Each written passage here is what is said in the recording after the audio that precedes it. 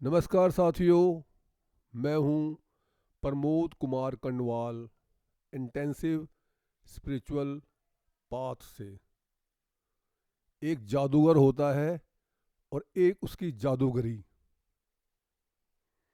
अधिकांश दर्शक जादू की जादूगरी में खो जाते हैं। जो वो जादू दिखाता है उससे पूरे प्रभावित हो जाते हैं।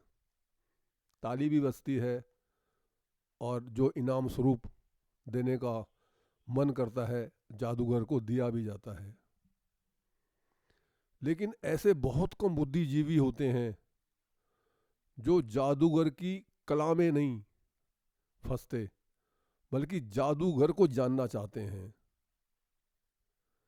क्योंकि जादूगर की जो जादुई है वो सिर्फ उसी समय दिखाई देती है जब वो जादूगरी दिखा रहा होता है। उसके पश्चात फिर जादूगर दिखता है, उसकी जादुई नहीं। यदि जादूगर अपने घर में बैठा हुआ है, हम उसके घर जाएं, उसकी जेब में हाथ डालें, उसकी ऊपर की पॉकेट में हाथ डालें, उसके हम कपड़े उतरवा लें, बनियान उतरवा लें, तो हमें उसके अंदर उसकी जादुई नहीं मिलेगी। क्योंकि जादुई उसके शरीर में नहीं है, जादुई उसके सूक्ष्म शरीर में है, जिसको वो उसी वक्त प्रकट करता है जिस वक्त उसे प्रकट करना होता है, जब उसकी उसको आवश्यकता होती है।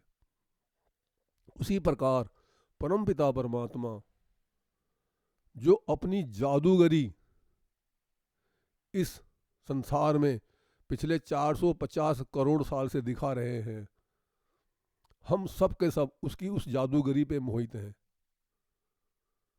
उसी में हमारा सारा जीवन निकल जाता है। हम वहीं पे कठपुतली की तरह नाच जाते हैं और हमारा जीवन समाप्त हो जाता है। जो परमात्मा की इस कला जो प्रकृति के रूप में हमारे सामने है उसमें नहीं फंसता और परमात्मा में फंसता है, तो उसके संसार के सारे जो बंधन है वो समाप्त हो जाते हैं। परमात्मा द्वारा उत्पादित ये प्रकृति जादूगर की कला की तरह ही है। जिस प्रकार जादूगर की जादुई होते हुए भी नहीं है और नहीं होते हुए भी है, उसी प्रकार परमात्मा द्वारा ये प्रोड्यूस्ड जो नेचर है ये नहीं होते हुए भी है और होते हुए भी नहीं है, और हमारे किसी काम का नहीं है। यदि हमारे काम का कोई है तो परमपिता परमात्मा है जो इसको बराबर बना रहा है और लगातार इससे खेल रहा है, और हम उस खेल में शामिल हो जाते हैं और हम भी प्रकृति बन जाते हैं। जबकि हमने उस प्रकृति के बनाने वाले को, वो जो जादू दिखा रहा है, उस जादूगर को, उस परमपिता परमात्मा को पहचानना है, हमने उसका संग करना है।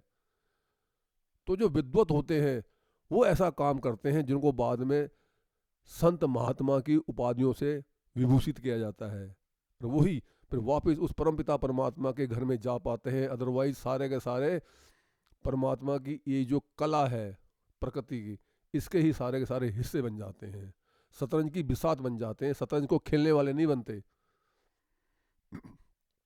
जब राजा परीक्षित को श्राप मिला कि 7 दिन में तुम्हारी मृत्यु हो जाएगी, तो पहले तो वो भी घबराया, सभी डर गए राजमहल के अंदर, प्रजा भी डर गई कि 7 दिन के बाद हमारा चक्रवर्ती सम्राट परीक्षित, जो आप जानते हैं कितना महान था, वो चक्रवर्ती सम्राट था हस्तिनापुर का, उसकी मृत्यु हो जाएगी। लेकिन जब, चूंकि वो विद्वान भी था, तो जब उन्होंने संतों का साथ किया, उनसे प्रश्न किया कि 7 दिन मेरे रह गए, अब मैं क्या करूं, तो उन्होंने कहा तुम तो बहुत ज़्यादा सौभाग्यशाली हो, तुम्हारे बराबर सौभाग्यशाली तो कोई हो ही नहीं सकता। तो राजा परीक्षित का दिमाग घूमा, कैसे, मैं तो अपने आप को बहुत ज़्यादा दुर्भाग्यशाली समझ रहा हूँ कि 7 दिन के पश्चात मेरी मृत्यु हो जाएगी। कहता नहीं, आप तो 7 दिन के लिए अमर हो गए हो। इस संसार के अंदर जितने भी प्राणी हैं उनके 1 सेकंड का भी नहीं पता कब कौन कब मर जाएगा।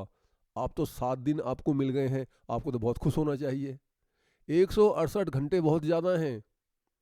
आप चाहें तो इस 168 दिन के अंदर कंप्लीट रियलाइजेशन कर सकते हो, परमात्मा की पूर्ण अनुभूति कर सकते हो। तो परीक्षित ने कहा इतना महान काम मैं नहीं कर सकता, तो ठीक है आप मेरे पास आइए।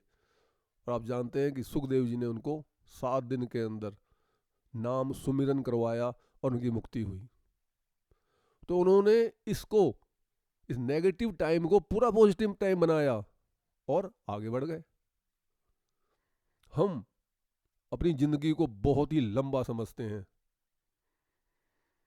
सोचते हैं कि हमारी मृत्यु होगी नहीं।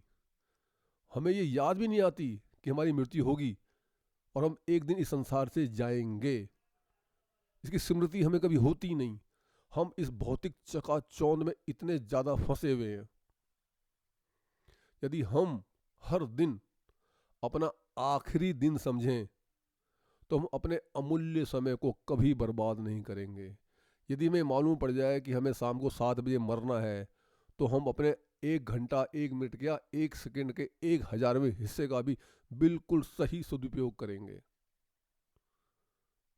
तो हमें हर दिन अपना इसी प्रकार से लेकर चलना है। जब हम ये लेकर चलते हैं कि हम तो 100 साल जिएंगे, 125 साल जिएंगे, या हमें मृत्यु की याद भी नहीं आती, तो हम 84 के चक्कर में फंसते हैं और ना जाने हम कितनी बार योनि में जन्म लेके कितनी बार फिर हम मरते हैं।